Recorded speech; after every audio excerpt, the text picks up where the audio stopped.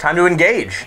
And here we are talking about just the Orville. It's clean. It's like when we did that episode just about Discovery, and it's like, oh, it's so light and easy. We don't have to compare them like head to head, and I gotta say, my role is way easier because we just talk about a show instead of like trying to find ways to sometimes put together episodes that have so little to do with each other. But now we're gonna compare the Orville with pretty much everything that's ever felt like a horror, scary story that Star Trek has done. And we're also going to talk a little bit about when computer programs go wrong, because there's a bit of that in this as well. So I'm joined by Heath and Kat, and we're going to be talking about Firestorm, the most recent episode of the Orville. Yeah. What were your thoughts, Kat, on the fact that we got a second Alara episode in the first 10 episodes of this show? I thought it was kind of par for the course. I knew it was going to happen. I've sort of felt out that there is like systematic, I don't know, but there are like character development episodes, and I was like, okay, well, we've seen the Doctor, and I feel like we're gonna focus more on Laura. I felt like we were gonna. I just had this feeling. Heath, what were your thoughts on getting to see more of Alara's arc in this? I just thought this one was a great show. I like the bringing in of the family. I love seeing the Doctor as her dad, which was wonderful. Yes, I thought it was just it was a really great, fun episode. Moments like you're watching that, and it's like old episodes of Star Trek are flying into my mind. It was great. I'm still waiting to get like a good Bortus episode.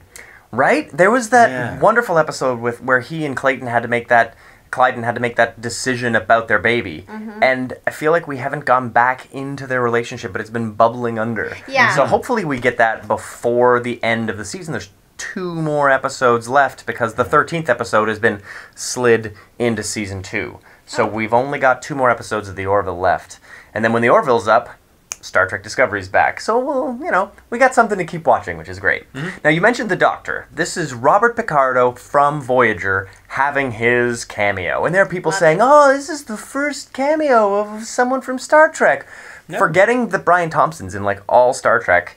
This is, like, the first time we've had one of the leads, one of the big 7 from one of the shows in front of the camera, because we had Jonathan Frakes behind the camera already, but it was really fun to see Picardo. It was, and it was very, Dr. Bashir, I presume, kind of that feeling as well, because of him dealing with his parents, and of course Louis Zimmerman being there, and it was just kind of funny to see Alara talking to her parents and having Louis Zimmerman, having Robert Picardo be her dad.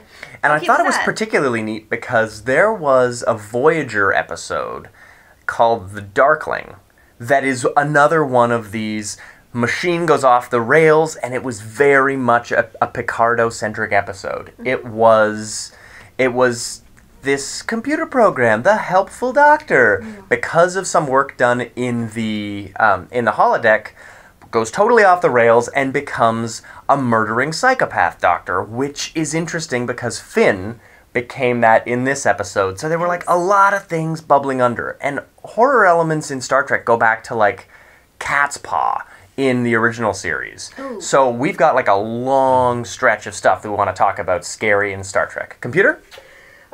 Derek found this episode similar to a TNG episode where Crusher was in a pocket universe. Yes. And everyone was Remember me. Yes, that's exactly what sprang to mind for me, especially when people were disappearing off the bridge and she was sort of trying to figure out everything, and I was like, oh my gosh, this is so weird. They're even in that kind of, they have that phenomenon or what, very much so. Yes. I found that as well as schisms. Yes. Or schisms, depending on how you like to pronounce it. But that was another strong horror element episode that had a mystery that had to do with some kind of scientific phenomenon that they couldn't explain. And I really liked that this episode of The Orville played into that trope, that constant Star Trek, oh man, that interstellar phenomenon must be causing something crazy. And it didn't. And I liked that a lot, the subversion of that idea. It's what kept me going without thinking this was a simulation until the moment we popped out of it. And I've got to say, as much as Brendan Braga's direction is not strong horror direction, because any one of the episodes we're talking about is scarier by a mile than this one. But, and you know, Pennywise had a movie this year. So we've got Scary Clown, we got a benchmark. Yeah. And Brandon Braga, oddly enough, he wrote a lot of scary episodes on Star Trek. Whether it was Mind's Frame of Mind, or another spooky one. Very creepy. Good. I think he might have written that. He wrote, I think, Future Imperfect, which is another like one of those episodes that it's a character trying to unravel this thing happening around him because of a simulation, and there was a lot of stuff. Whether it was Fistful of Datas. Oh, yeah. When the machine goes off the rails and you've got to figure it out. But this was the first time I can remember where a character purposefully put him or herself in the simulation and then specifically forgot about it, so that they would subject themselves to it. Yeah. All of these episodes we're talking about is like an accident or a weird phenomenon or something like that is happening. This episode was deliberate. And I thought that was really neat. I did too. And to overcome as well. And the authority override. That was really... Yes, absolutely. Computer? Jeff Kelly brings up Night Terrors, the TNG episode. Yes, Night Terrors is a good scary one. And Genesis is another good scary one. I felt a lot of that sort of Genesis and masks kind of things just appearing, or what's going on, and very much so. Even with the clown, I was thinking of The Thaw. The Thaw! That's exactly that's the one where they go in and the people have had heart attacks as well when they're trying to when the simulation takes over, essentially. And they're being frightened by clowns from Spinal Tap. It's a really interesting, way of approaching that universal fear of clowns. Mm-hmm. Quite fun. But it's funny that there are so many threads in Star Trek that were brought together by one of the guys who has worked on so many Star Treks. And it makes sense that this is a Brandon Braga directed episode. Yeah. Totally. Because there's so much DNA from episodes he's written, and this time around he got to direct it. Not the best direction, but it worked. Yeah. Like, I think he's done stronger episodes. Stepping into this genre was a really, I think, bold choice. We got to see the death of a lot of interesting characters in this, which was, like, shocking and crazy when Malloy gets eaten by a gigantic spider. Which is funny because if you've read it or seen the first miniseries, you know that giant human minds perceive him as a giant spider. So we get the clown and the giant spider. Well, and even just the preying on fears, right, and making them manifest. I mean, that's kind of interesting too. There was an alligator. I crushed it. The humor. Can we talk about the humor a little? Because it was very nicely punctuated throughout the series. It did not feel forced at all. It felt like this is the perfect moment where someone would say this, and it's just funny. Yes, the tone in this episode, in the horror elements, was a little weird because action and horror were like awkwardly on top of each other, but the comedy was expertly done in this episode, I thought. Yeah. It was just... And I really find Bortus is becoming the funniest character, because every other character is so human, even Isaac. They're all so human and natural, but everything that Bortus does, whenever I see him about to open his mouth, there's like a coin toss, a 50-50 chance this is about to be a gag. Yeah. And I like that because I found Worf was always that kind of, are we going to take the piss out of Worf right now? Is this going to be a humorous Worf moment, or is this a serious warrior moment? Yeah. Bortus doesn't have serious warrior moments, so he's kind of always just like the console I'm on has something important to say, and or I'm going to say something funny. Yeah. And that's kind of Bortus's role. But Alara, we got to see, I would say, not a redo, but like an extension of what we got out of her first Alara episode. The one when she took command for the first time and had to deal with it. Yeah. And this time she dealt with a death that she felt directly responsible for. And so I'm starting to feel like Alara is like the number 3 on the ship in a really important way. We follow Seth MacFarlane's character. We follow him, And we follow, Bortus every now and again, but it feels like Alara is quickly being pushed, Halston Sage is quickly being pushed into, like, the Data position, where she's, like, she's turning into the second most important character on the show. I think it's because her character there's so much dichotomous exploration. Like, she's little, but she's so strong. And, she's incredibly confident. And at the same time, she's incredibly hard on herself. And then this also gave you a little bit of insight to, how she was raised. And, like, that kind of, just all of these different, these push-pulls that sort of explain why she feels push-pulled. I really enjoy. I thought it was brilliant when you look at her character from human standpoints, and she's amazing. And then when she calls home, it turns out she's just mediocre. Yeah. Like, wow. And then she's a little bit dumb. Yes. That came out of nowhere. I found that very interesting, that she is like a below average intelligence for her race. Yeah. And that's an interesting way to explore, it's an interesting way to explore the Salayans. And the idea that someone specifically left their culture to join the Union fleet because she wasn't exceptional at home. Wow. I don't know if you... I felt very much listening to her mom talk about the fire experience as if it was just, this very factual... It felt very Vulcan to me, and very much devoid of all kind of emotion and just like the storytelling. But what I also loved is that there was no... They didn't put any weird hanging plot device about her revelation of what happened when she was a kid. It wasn't like... She was like, did something happen? They're like... Well, actually, yeah. There was that fire. It was that fire. There was the fire, but they break it up with a joke at the end because she drops this bombshell, and then Dad's like, "Sell something for us. Have I put on weight?" And it's just like, okay. Yeah. It's fun because it took the wind out of the scene. It subverted the scene, but, I mean, it's one of those moments where Star Trek would have ended, 7 seconds sooner. Right. But the Orville follows those last 7 seconds to the awkward ending of the conversation. And they do it again when she's working through her aggression on the holodeck and, on the simulation, and then all of a sudden Gordon shows up, and they're all they're in period costume. Yeah. It's like, Am I early? So what's the point of making reservations? You know what I mean? And just that moment where you're like, I knew that happened. I knew it. It's always going to happen to humans, it seems. Just imagine the awkward moments that people have walked into in holodeck times. Yeah. Riker. God damn it, Barkley! Why are you... Computer. Ben is saying that she is the Data, even when she's not the main character in the episode, she is essential to the outcome. Yeah, it's interesting because Isaac has pretty much the same amount of physical strength as Alara.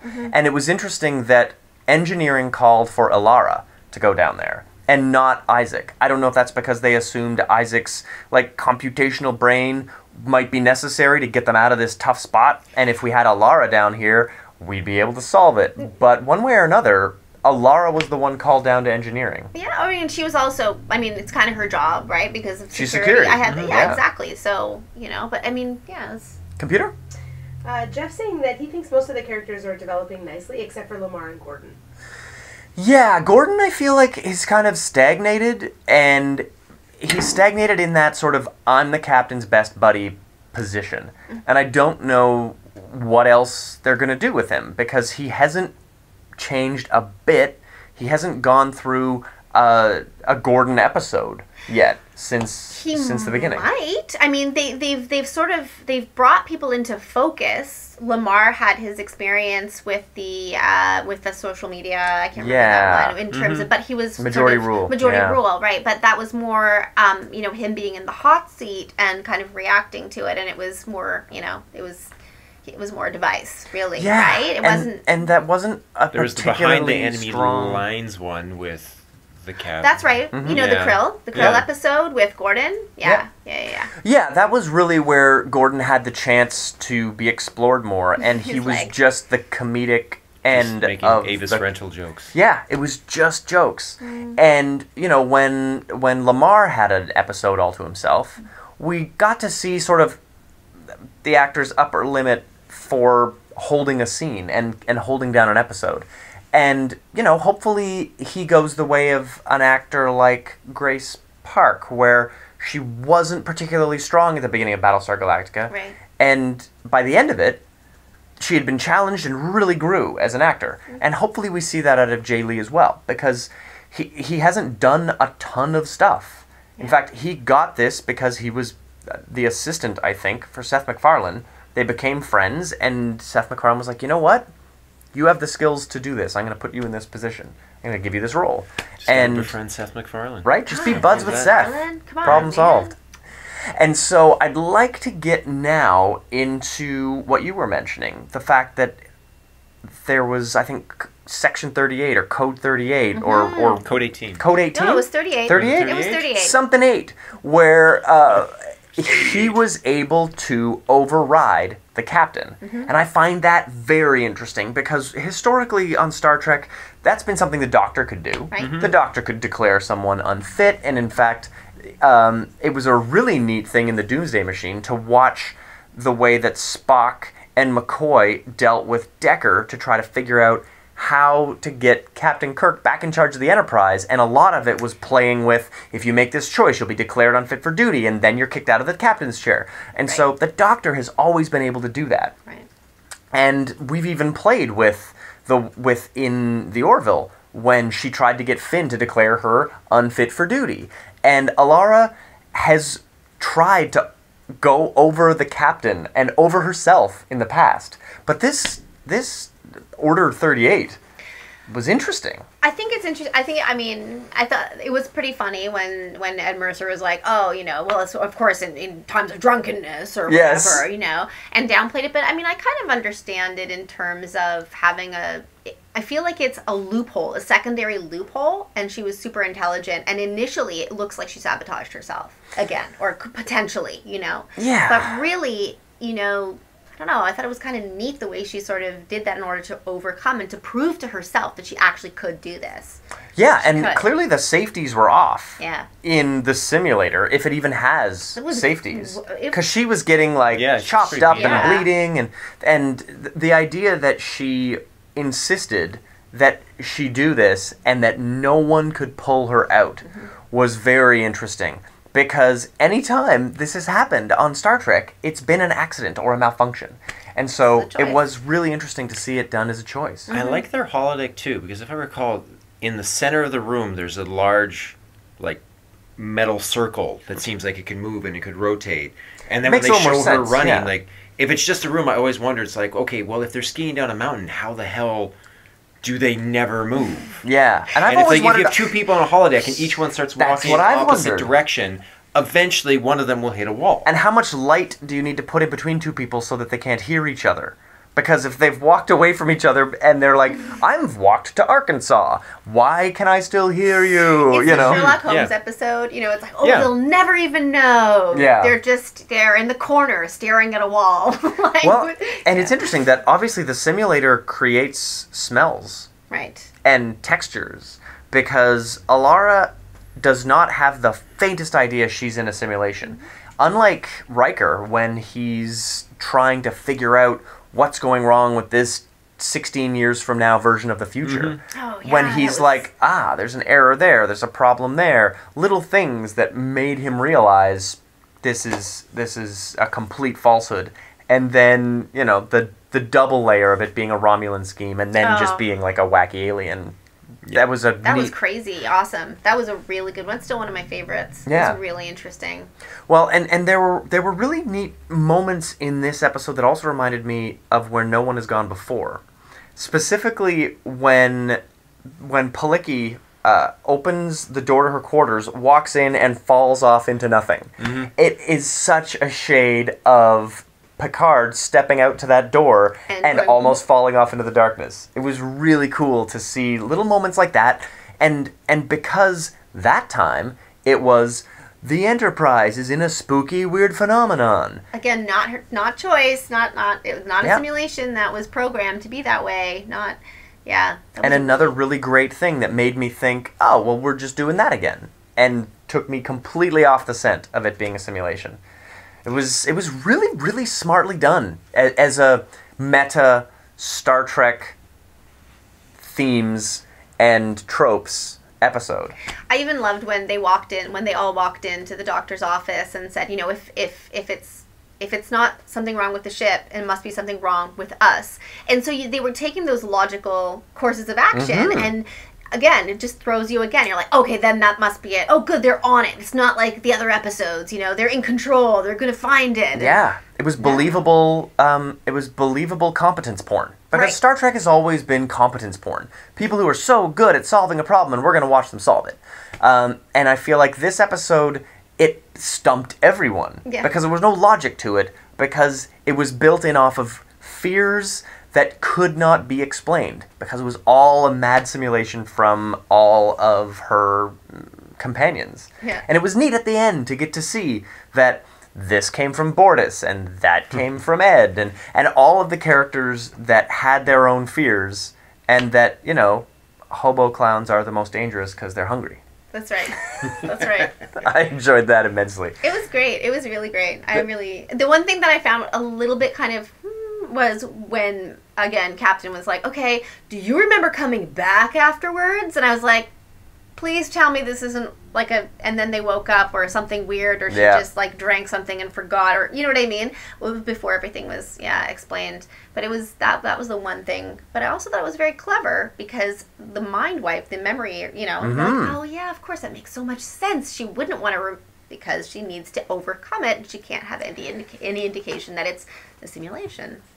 Yeah, I was quite impressed with with the episode structure, because it was playing off of so many Star Trek episodes I've seen. Yeah. And then I was impressed with the logic of the characters inside of it, because none of them made like dumb leaps. They were people who were frightened and then were eaten. Yeah. And it wasn't for anything other than, oh shit, I just am the unlucky person. Computer? Derek says it's similar to the Voyager episode where Tuvok wrote a holodeck program where McKee took over the ship. Yes. Yeah, that's true.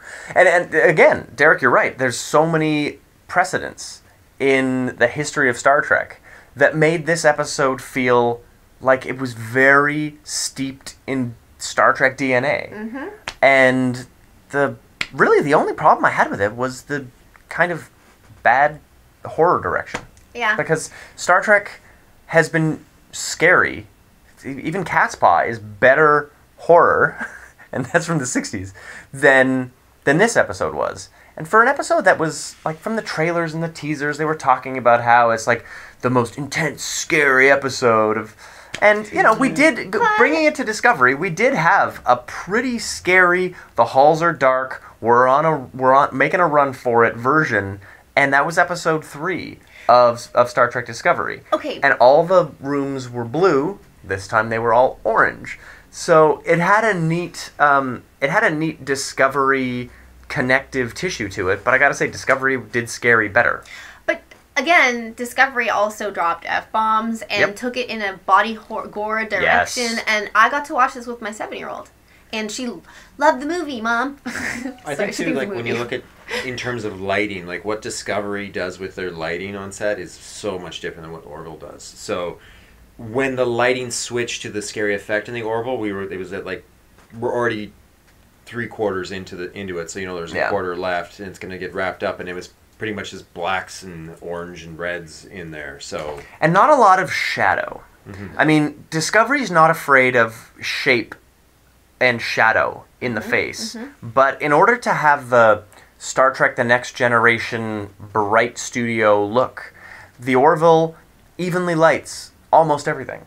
Even when they're having like spooky moments, like when behind Alara you see all the lights illuminate that mean that's Isaac. Yeah. That was using complete darkness, but not really shape and shadow in the way that Discovery did. Discovery is lighting things in a very cinematic way, and the Orville, true to its Star Trek roots, is lighting things in a very network TV way. Mm-hmm. And it works for me. I think so. Yeah. Computer?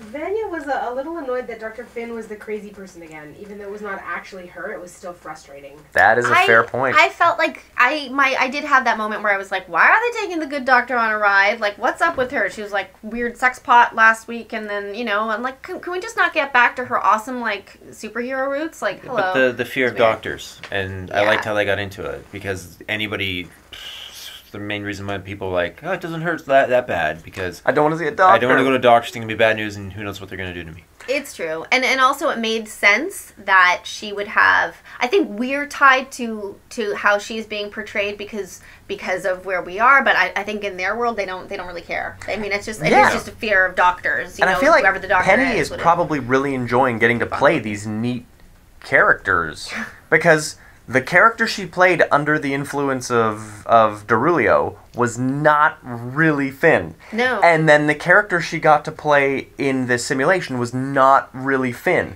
And as an actor, that's a lot of fun. She was really great. She scared me. She was with her freaky, like, the darkness is coming. Like, yeah. I think too the episode where they're crashed on the planet with her Isaac and her children was such a strong episode, and she was so amazing in that since that kind of breakthrough, seeing the doctor in that way, when you see her in a different way now, you're just kind of like, oh, let's get back to the... Well, if we saw Beverly Crusher, totally act completely differently across 3 episodes, it would probably raise the same kind of questions. It'd be like, well, who is she? We did in the first 3 episodes. Yeah. That's very true. Because The Naked Now she's so different from the pilot. Yeah. No, from the pilot, like... She and Picard are very adversarial. Adversarial. Yes. And then in The Naked Now, it's like they're the besties. they're besties. That's my favorite. It's such a great Patrick Stewart, man. What a genius. Computer. Well, just a further context from Vanya that it's not great for the black ladies, though, that very it's true. portrayed in that way. So to contextualize it in terms of representation. Yeah, I mean, when you do it with Crusher, you're not dealing with issues of race. You do have some, like, female potential sexism happening there. If you're like, oh, why is the woman so fragile, whereas Bones wouldn't have done that? Right. Here we've got, like, feminist issues and race issues. There's an intersectional thing happening here that, over the course of 3 episodes of Finn, we've seen her kind of go mad in different ways, and not good ways. It just seems like she's more susceptible. Like, it's that they've written her in this way, and hopefully, as I said, I'm hoping that, we're going to get right back to her, like, very awesome superhero kind of strong, intelligent, grounded kind of... And I mean, from the very first episode, when she said, yeah, I'm on this ship because I think you're going to need me. Exactly. You really get the idea that she is the, like, grounded, skilled, good at her job person, because nobody else here is reliable in that same way. She's my favorite. Yeah. Computer? There have been several comments about how much people like your yellow shirt, and Carrie Jacobson thinks we need a red shirt and a blue shirt on the sofa as well. Oh, man. Yeah. That is a really fun Uh-oh. We'll discuss this. Whatever, red shirt. Oh, man. One of us is going home. And it's not like the shirt's going to be interchangeable. You guys are going to have to, like, commit to the small shirt and the medium shirt. It's not going to... Oh, man. Oh, yeah, this is... But since it is officially on like Donkey Kong, let's talk about whether this episode trekked it or wrecked it. Because all the episodes we've been talking about, with the exception of Cat's Paw, all of the episodes we've been talking about are sort of post-pillar episodes where we're dealing with adventurous episodes of Star Trek, but not really examining our world necessarily in an aspirational way. But did this episode? Okay, I'm gonna. I'm gonna say something, because I did see it when I first started watching it. I did see a couple. It just made me think of, weirdly, of The Enemy Within, which is first, and also Day of the Dove, just the appearing stuff, and is it a non-corporeal entity or whatever. So I really feel, and in those episodes too, they address overcoming your own fears, your evil side, your whatever. So I have to say that aspect of it, and then that line all the way through. Are we asking the question now? I think so. Trek it or wreck it. What do you think? I'm saying it trekked it. All right, I'm saying it Heath, trekked what it. about you? She just brought up one of the best points because I always wondered about that in Star Trek where somebody claims they saw something and then they have a big meeting and nobody's, well, let's look at the view screen. Holy crap, they're there. I thought that was brilliant. Yeah. There's a clown there because we have this great ship with all these internal sensors. And the sensor says it was there. The Yeah. camera says it was there. Holy shit. Yeah. I guess it was there. I thought that because that threw me for a loop because like, oh, okay, here we go. Stuff is appearing, disappearing. Oh, wait, it's there. And everyone sees it. It's like, what's going on? Of course, that's when Veronica was like, it's a simulation. My daughter is not great with keeping secrets. Spoilers, not her strength. Like you. Just Kinda wrecked like it. you. I'm great with Yeah. secrets. I'm great with secrets. So, trekked it or wrecked it? I think it trekked it. It did for me. It was just a wonderful, fun episode with so much. You could not watch it without like episode after episode appearing in your mind. It's like, oh, that. But they improved on a lot of it too, as well. Yeah, I've got to say that every now and again I'm a bit of a voice of dissent on the couch. But today, the sheer amount of Star Trek in this episode, the number of specific episodes being pulled out of the deep gene pool, the Gene Roddenberry pool. I've got to say this episode trekked it hard for me, and specifically at the end when it became about knowing thyself, Yes. about self-discovery, about pushing yourself, and knowing that you're good enough for this job. I felt like it was relevant in a really special way at the end, and it wasn't really until that last scene that I was finally convinced. Okay, this trekked it for me. Wow, I can't believe we're all in agreement. We're all in agreement on Let this. us change our mind just so we can fight. What? Yeah, Shut up, red shirt. Aw. Listen, I heard something in that bush over there that sounded big and evil. Why don't you go check it out? Come on, computer, what's up? Well, everyone who's weighed in treks it, so there are no wrecks it so far. Wow, Oh. look at that. Amy Seidman did not watch the shows but loves listening to you. Thanks, Amy. And Carrie Jacobson is waiting to see the Will Wheaton cameo. Will Yes, Wheaton. that would be Wow. so awesome.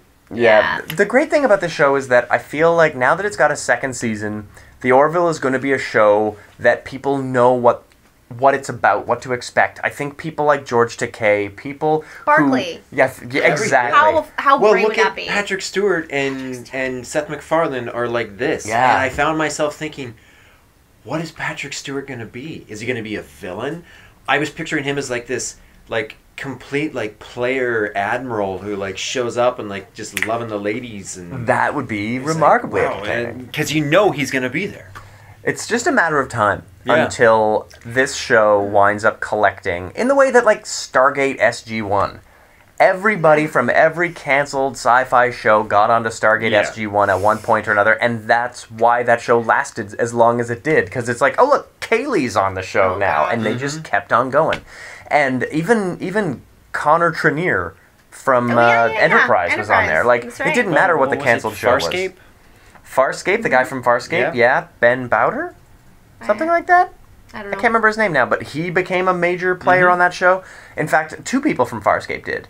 The dark-haired woman. Oh, the Australian- the yeah, Australian she's in it one, as well. yeah. And it's like, the Orville could find itself as this place where cameos of everybody. I feel like Do you know what Picardo's like broken the dam. Do you know what would be so cool? Is if Scott Bakula actually showed up, except that he was playing his character Sam? from Sam from Quantum Leap, but he was like actually, yeah, that would be amazing. How, That how, would be how would hilarious. great would it be to have So like cool. a council? Like he's called before like a board of admirals, and it's just Sci-Fi's greatest people on this board of admirals that he has to go and defend himself. Just like to. Edward James Olmos Oh. and, So and good. William Shatner. Oh my and- gosh, oh. guys, that's just my brain is exploding. Seth, if you're listening, If you're listening, please? go for it. you Do can steal it. that. We won't sue for 3 years. No. All right, computer, what's up? Amy Simon wants to know if you predict an Orville porn parody or a Discovery porn parody first. Both. Oh, first. Oh, first. First. But there's a good already Star question. Trek porn. Yeah, there's So- already Star Trek porn, but will there be maybe Discovery I specific feel porn? that I probably think the Star name Trek itself Discovery before. opens itself. Yeah, Many. Star Trek Discovery is just asking for it with that name. So, Yeah. I'm gonna say Discovery's probably gonna get the first porn parody, and then I don't think with the those Orville's disco gonna take long. t-shirts. Yes, disco shirts. Discotheque. Oh, Well, it's interesting because when you were talking about Dr. Finn, for a second there I thought, you know what? Maybe they're just kind of pigeonholed because they only have the 3 female characters. So if one of them's Are you involved in talking the main... about the porn? Or are you No, talking not the about porn. characters? Not the porn. I was like, Just when you were have to go talking there. about like Fine, the here we doctor go. about the last 2 shows, like how she's kind of gone weird. Because if you have 2 of your main female characters involved in the major plot line, which the last 2 episodes have been about one or the other. Right. Especially if they're compromising. Yeah. the Yes. person. So you're Yeah. only left with, we have this great kind of storyline joke thing going on, villain, and we're stuck with only one left. Yeah. And I'm trying to think if they've introduced a lot of secondary female characters. Well, Not Alara is major- the ultimate She straight is. man in this show. Yeah. Because Bortus is the straight man for comedic purposes. Alara doesn't have many punchlines. No. Well, kind of. She has like those anecdotes that are sort of, like, oh yeah, we just things were just working out, like talking about relationships and stuff. They give little insights Yeah. to her character, but again, it's sort of like that. It's like a little, I don't know. Yeah, it's more. nibble. It's not It's like- it's less about her Halston Stage's comedic timing, and more about her just delivering an anecdote and everyone around her making fun of Right. it. Yeah. So I'm waiting to see if Halston Stage gets to the point where she is delivering serious comedy in the way that the Malloy character does, in the way that the Bortus character does, and like Seth MacFarlane's character Mercer is the source of a lot of comedy. Yeah. And as much of a straight man as he is, he has a lot of like snide remarks. And so I feel like there are a few characters who haven't yet been hilarious, and it'll be interesting to see if they do that with Alara. We haven't seen her severely compromised in any way yet. Well, maybe they're gonna do maybe they'll do a switching bodies episode. I have no idea. Maybe they'll. I'm I still don't waiting know for what. Isaac's legendary racism. Oh, Right? Yes. Yeah.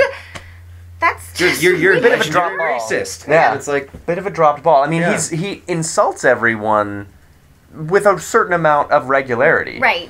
But it's not like a legendary amount of racism, and it's But- obviously a source of humor. If they were to use that, where a robot is just like calling out every species on what makes them, crappy. Or what makes him the supreme programming, or whatever. Yeah. That's Yeah, true. that That's layer weird, of, right? of galactic racism would be interesting to see, especially if they were able to play it in a way that puts all humans in one derogatory joke, and we're like, oh shit, yeah, that's what that that would feels be- like. I still think there's going to Yeah. be this extremely tense moment where something's going on and the tension's so high, and that will be when Bortus is like, I have to pee. Or when he Something finally sings random. "My Heart Will Go On." Oh my gosh, I Yeah. so want to see that. It I must- just it so want must to see happen. that. Gosh, that was yeah. Well, we're not going to see it next week because next week is a week off for the Orville. Ah. Yeah, Come so on. I don't know what is happening other than the Orville, but not the Orville. So the week after, we will be back with Trek It or Wreck It, and we'll only have 2 episodes to go. So we're excited for it. I mean, Kat looks confused. I'm just upset. I'm just gonna have that. I'm Yeah. gonna have a hole in that. Most 9, red 9 shirts are PM. confused. And we're going to have to fill that hole with Star Trek Discovery in the And new we're year. back to the porn references. Like it's That's not not me. porn reference. No. What? the? No. What are you doing? Undo. It's mine in the no. gutter. I don't know. Oh. But we're gonna have to. We're gonna be getting into just Discovery in the new year, and for the next 2 episodes, Want to it'll. discover some things, Ken? No, you just Aw. interrupted him, and that was. I just know, really but rude. I'm still on know you what? with Star Trek You know what? Discovery No, porn. not what because you're you doing. You jumped right see into what I it. have to work with here. Yeah. So we're really looking forward to the fact that you guys gave us an overwhelming response when we asked, should we keep doing this? And every YouTube comment was, please keep doing this. We really love what the panel has to say every week, and we're so excited to keep bringing it to you. We're going to keep changing up the panel. Vanya was going to be here tonight. She couldn't be. Hopefully we'll have her in 2 weeks, because Vanya is an amazing source of Star Trek knowledge. And Sonia, we're going to have her back. Sam is going to be back, and I've got a few other people up my sleeve that I'm hoping to add to our list. Surprise Canadian celebrities, so nobody knows them. Right? Nobody at all. So it should make for a very fun rest of 2017 for the Orville, and a very fun beginning of 2018 for Star Trek Discovery. But until next week, guys, we'll see you then. Yay! Well, that was a fun